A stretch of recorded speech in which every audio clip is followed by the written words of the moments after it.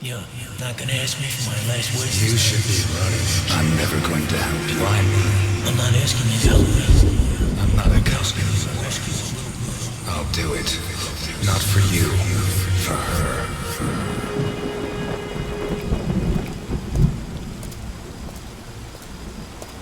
This town has become a jungle. Where not even the rats are safe. Those who swore to protect us fight to steal the last scraps of dignity we have left. And those who should judge them prefer to squabble over their prey. But it wasn't always like this. The Santa Esperanza I was born in was a clean town. A place where it meant something to be a cop.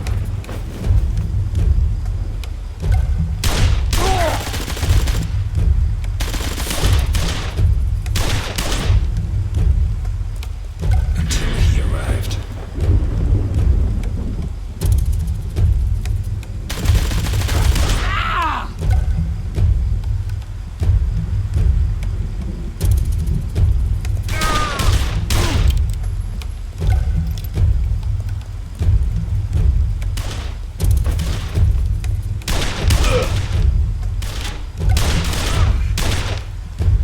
He took everything I had, but in the end I sent him to hell.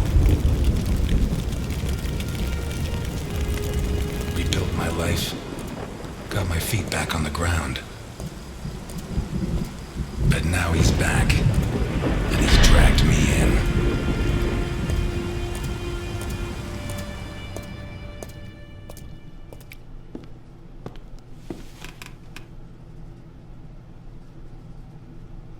I'm gonna need help.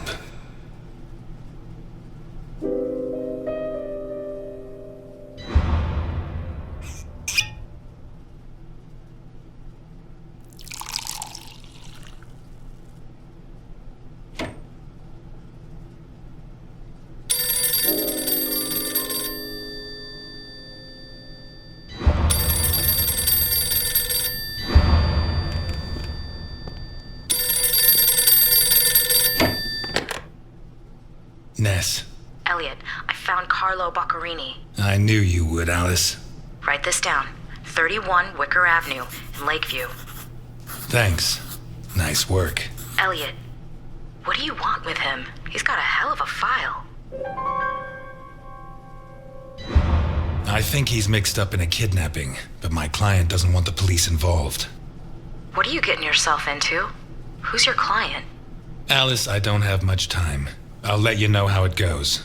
Thanks.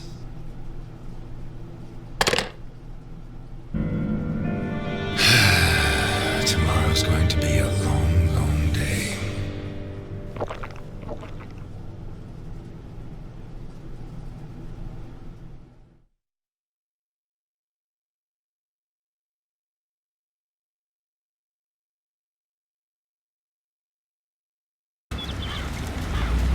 "31 Wicker Avenue. This is it." You sure? I'm sure. At last.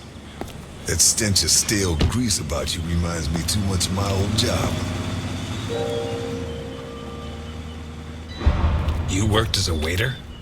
I was a chef, and not in any old kitchen.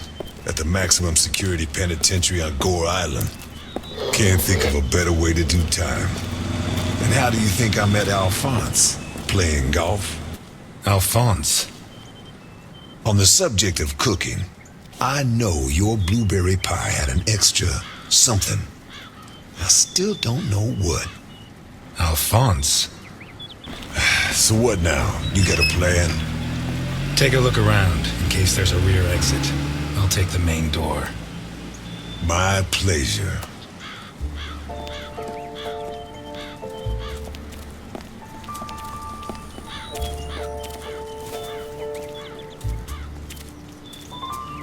The fact that a criminal like him can hang up his shingle in broad daylight says a lot about Santa Esperanza.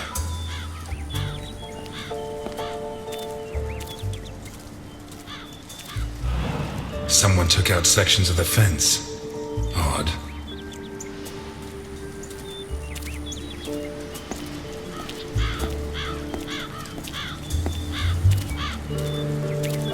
Interesting taste. Been centuries since a gardener visited this house. Maybe Boccarini's business isn't going too well.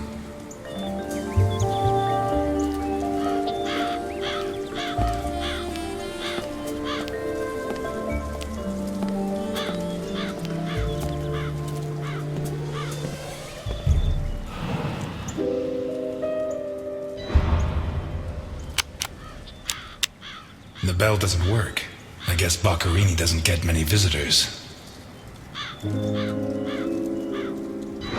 Boccarini? Carlo Boccarini? Nothing of interest out back. Sorry. You better come see this, Mr. Ness. What is it? I don't know how to describe it.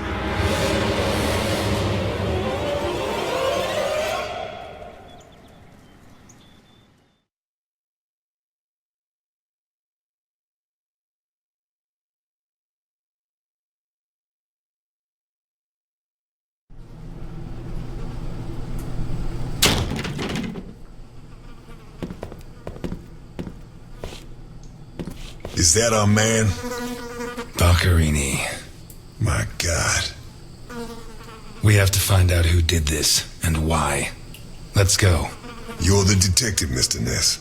Besides, Alfonso will want to see this. I'll be right back. All right. I have to establish how Boccarini died. Maybe the body parts can shed some light on the motive.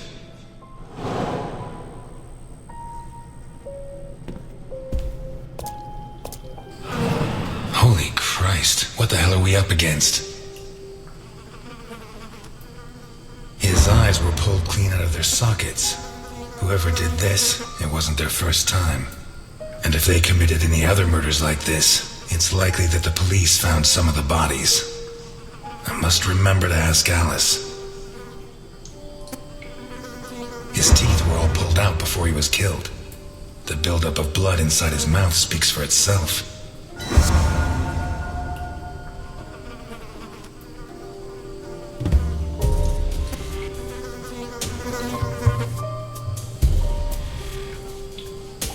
This isn't a cut, it's a tear. His hands were ripped off. Who has that kind of strength?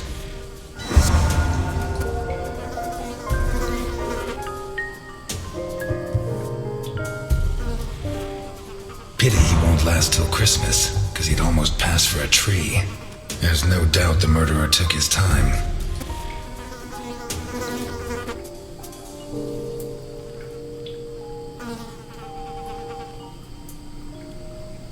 Once he got stuck in there, looks like the bottom of a glass.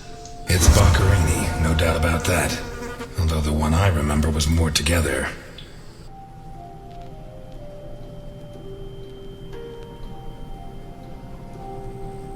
Boccarini's teeth were all pulled out.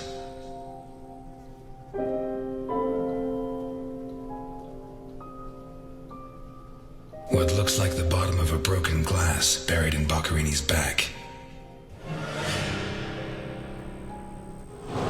The murderer tore Boccarini's hands off.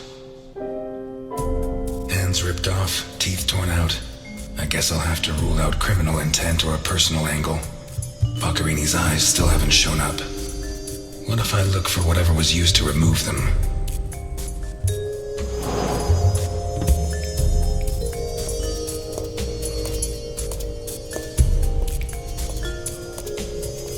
The blood comes from the other side of the corridor and ends next to the body. He was attacked in the other room and dragged to the hall.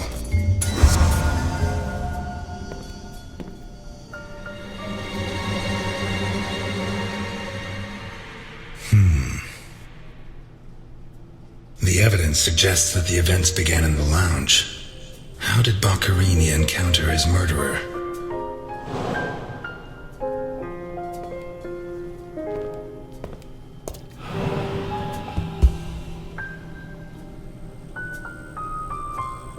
Whatever crushed the table must have been really heavy, or maybe it was thrown extremely hard.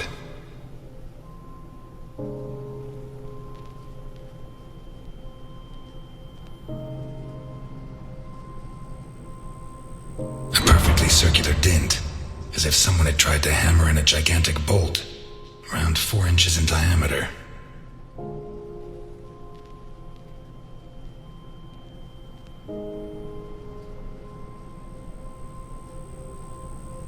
Blood ran like water.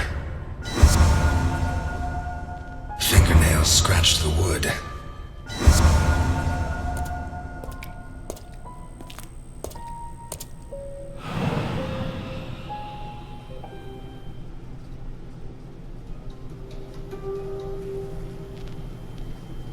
Did it break during the struggle, or was it already broken? Blood. Blood everywhere. What kind of person takes off a wristwatch without unfastening it? Or fastens the strap again after taking it off?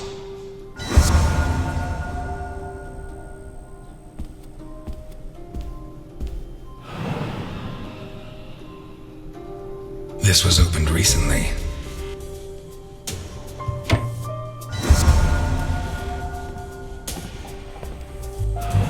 Smells of whiskey.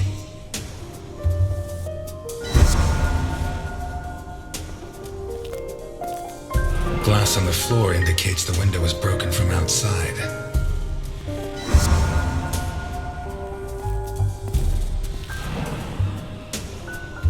There's something under there. How'd it wind up under there?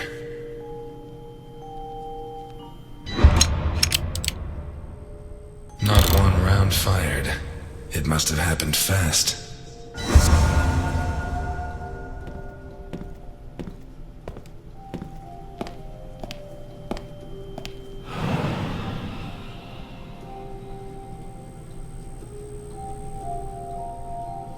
What is it with Italians and olives?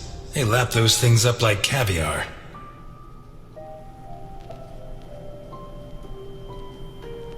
Like a true bachelor, he should have put these into soak. Hours of scraping to get them clean. Although at this stage, I don't think Boccarini's too worried about that. 4 glasses. 2 of water, 2 of wine. I've always been a whiskey man, but I know a good wine when I see one.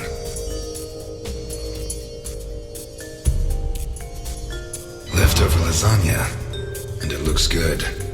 Why is it that 2 out of 3 Italian gangsters are great cooks?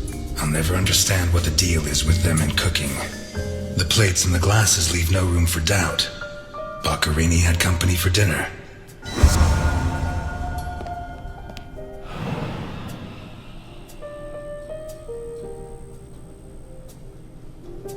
One knife's missing, the biggest one.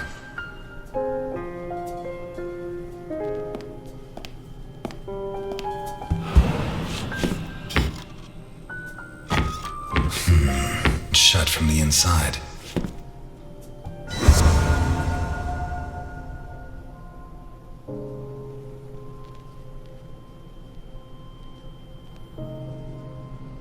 Pieces of glass from the window in the hall, found inside the house. A door in the kitchen, locked from the inside.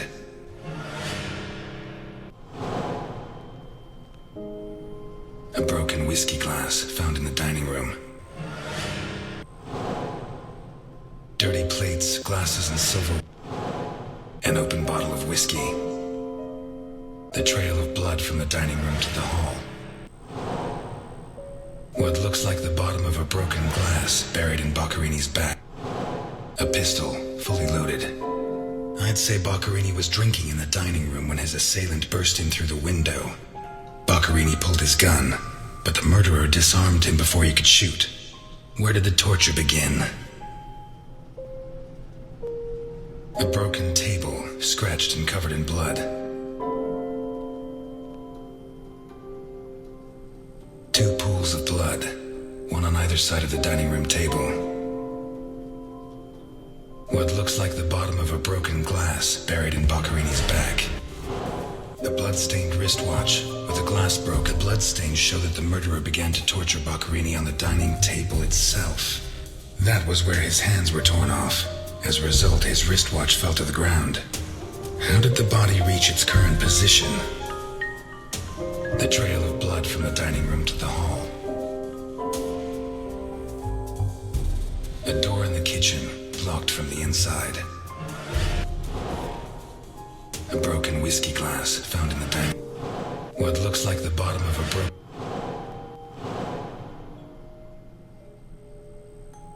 broken whiskey glass found in the dining room.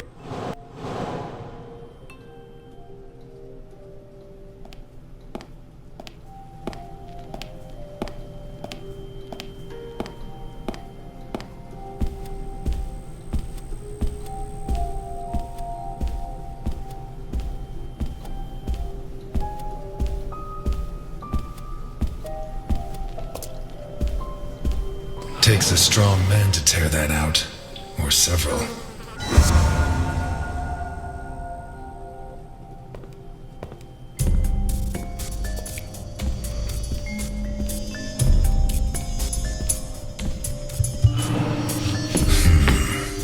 Jammed shut from the inside. Maybe between the two of us when Milton gets back. If I'm not mistaken, this door opens onto the same room as the locked door in the kitchen.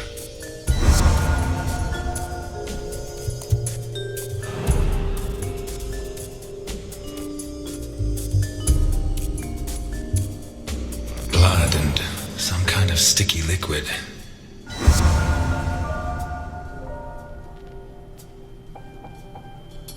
A teaspoon stained with blood and some kind of sticky liquid. The mixture of sticky liquid and blood can only mean one thing. The spoon was used to remove Boccarini's eyes. The mutilations and the disappearance of his eyes suggest two possible motives. Psychopathy or cultist fanaticism. Which is it?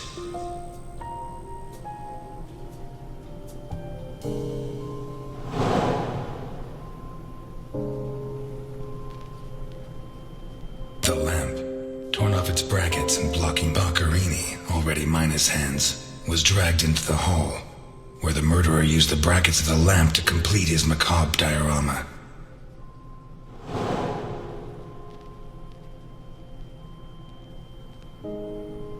A door in the corridor jammed shut. Dirty plates, glasses, and silver.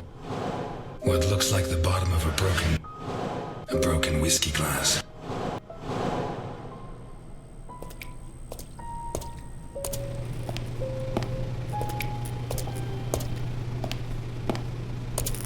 Oh shit. I should have stayed in my diner.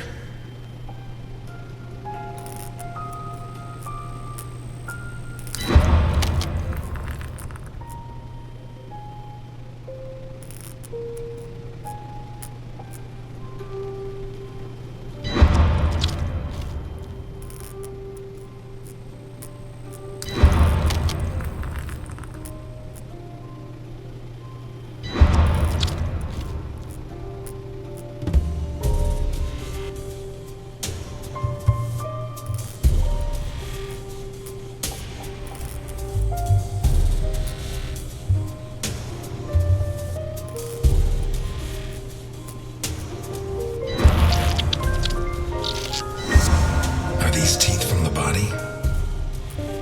Well, at least I know why his teeth were pulled out, more or less.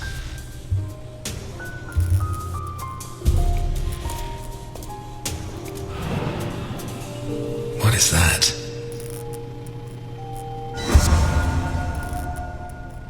Looks like a ritual. What was Boccarini mixed up in?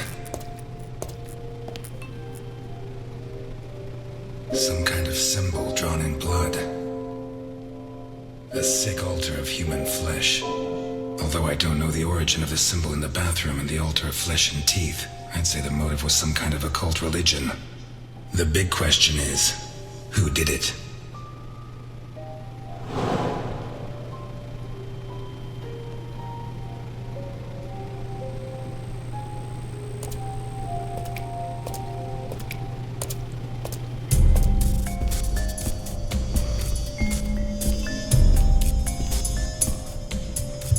This car looks too classy for a forger like Boccarini. Are there sufficient reasons to believe that when the murderer attacked Boccherini, there was someone else in the house? The first possibility to be ruled out is that the car belonged to Boccherini.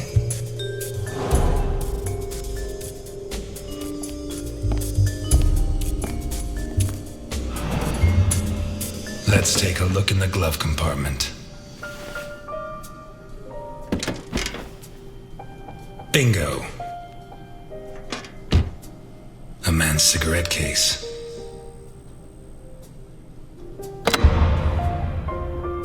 OB, one of the Boccherini clan?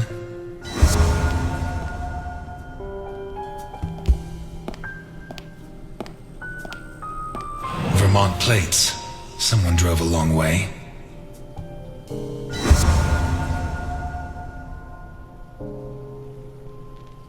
The initials OB on a cigarette case. A car with Vermont plates. 1. It has Vermont plates. 2. It's too luxurious for a criminal of his standing. 3. The initials on the cigarette case don't match his name. The next possibility that needs to be ruled out is that the car was stolen. There should be evidence that there was someone else in the house. Dirty plates, glasses, and silverware from a dinner for 2. The dirty dishes and glasses prove that Boccherini ate lasagna with one other person. Was Boccherini's guest still in the house when the murderer showed up? A broken whiskey glass found in the dining room. A door in the kitchen locked from the inside. A door in the corridor jammed shut. It opens what looks like the bottom of a broken glass, buried in. It seems clear that Boccherini and his guest were drinking when the murderer took them by surprise. The real question is, what happened to the witness? Did they escape? Did the murderer take them? Or are they still in the house? A door in the corridor jammed shut. It opens onto the same room as the door in the kitchen, locked from the inside. One locked door could be a coincidence. But 2 locked doors which open onto the same room can't be. Either I'm completely wrong, or the witness is in that room. But I need Milton to open one of those doors.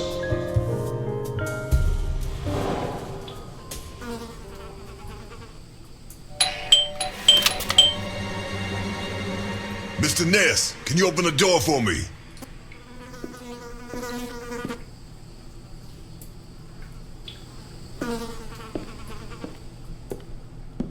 It was open. Why did you ring? I thought I should use the doorbell so I wouldn't startle you. When I came in, I pressed the doorbell and it didn't work. Well, in light of the facts, I deduced that it was your finger that wasn't working. So, what can you tell me to restore my faith in you as a detective? What is that? Not a good start. It's a camera, so Alphonse can see all this. All right. Follow me. Boccherini had company for dinner. Someone from Vermont with the initials OB. Someone whose social status was a lot higher, but who was on the same side of the law. He served lasagna, and after clearing away the dishes, they opened a bottle of whiskey in the dining room. That was when the murderer burst in on them, coming through the window which he broke with his own body weight. Boccherini, or maybe his guest, pulled a gun, but it was a waste of time. The murderer was so fast he was disarmed before he could fire. He focused his attention on Boccherini, totally ignoring the guest, and lifted him up into the air. He then threw him against the dining room table so hard that one of the glasses of whiskey was embedded in Boccherini's back. He span around, clawing at the table, and immediately afterwards the murderer ripped off his hands. I have no idea how he did it, but all the evidence suggests he just pulled. Blood sprayed everywhere. The wristwatch fell to the ground. He dragged him through the corridor into the hall. He tore down the lamp, hung him from the brackets, and stabbed steel rods through his body. He skewered him on the iron bars, possibly taken from the fence outside, and pulled out his teeth one by one. Then he pulled his teeth out one by one as he died. Finally, he scooped out his eyes with a teaspoon. Boccherini must have been dead when the murderer went to the bathroom with his hands in his teeth. There, he arranged them to make an altar, weaving the fingers together and placing the teeth inside. Next, he painted something on the wall in blood. A symbol which I don't recognize, but which could have some kind of ritualistic significance. When he'd finished his artwork, he left. I don't know what he did with the eyes. You're telling me that someone did all this armed with a teaspoon? More or less. And you worked all this out on your own-some, just by looking? More or less. I don't know which of the two of you scares me more. Wait a second. What about the guest? Right. Come with me.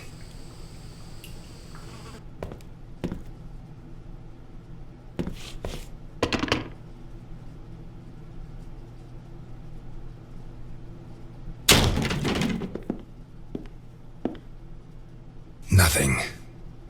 Turns out Mr. Untouchable isn't infallible. But you were close. Congratulations. This must be Boccarini's office. Let's take a quick look around. All yours.